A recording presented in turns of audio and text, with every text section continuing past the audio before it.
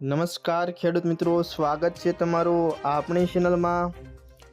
આજે તારીખ 28 માર્ચ 2024। આજે ખેડૂત મિત્રો આપણે કપાસના ભાવ વિશે વિગતવાર માહિતી જોઈશું, તો વિડીયો છેલ્લે સુધી જોતા રહેજો। અને ચેનલમાં નવા હો તો નીચે આપેલા સબસ્ક્રાઈબ બટનને દબાવી અને બાજુમાં આપેલા ઘંટડી બટનને પણ દબાવી દેજો, જેથી કરીને ખેતીવાડીના તમામ વિડીયોની માહિતી સૌથી પહેલાં તમને મળી શકે।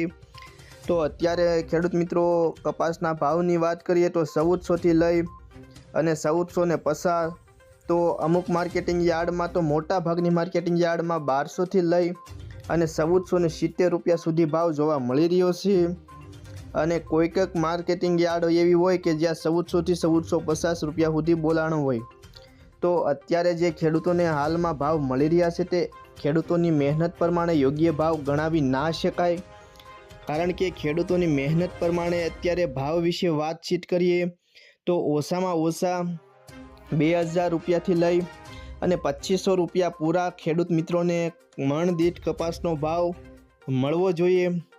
અન્યથા અત્યારે જે ભાવ હાલી રહ્યો છે તે કપાસનું વેચાણ કરવા જતા ખેડૂતો ખૂબ જ તે મૂંઝાય છે, કારણ કે ખેડૂતોને જે ભાવ મળે છે એના કરતાં મહેનત અને ખર્ચાનો કુલ સરવાળો કરીએ તો એને વધી જતો હોય છે।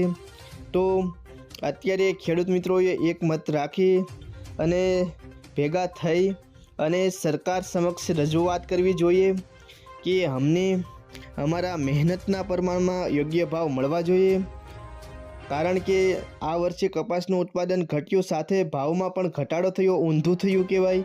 કપાસના ભાવમાં વધારો થવો જોઈએ, ઉત્પાદન ઓછું થાય તો એના બદલે આ વર્ષે સાવ ઊંધું જોવા મળ્યું છે।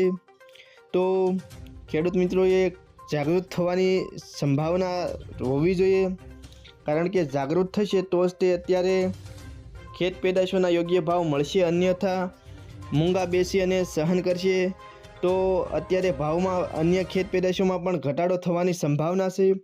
તો ખેડૂત મિત્રો, આ તે કપાસના ભાવ વિશે થોડી એવી માહિતી, ફરી મળીશું નવા વિડીયોમાં। વિડીયો ગમ્યો હોય તો ચેનલને સબસ્ક્રાઈબ, લાઈક અને શેર કરી દેજો।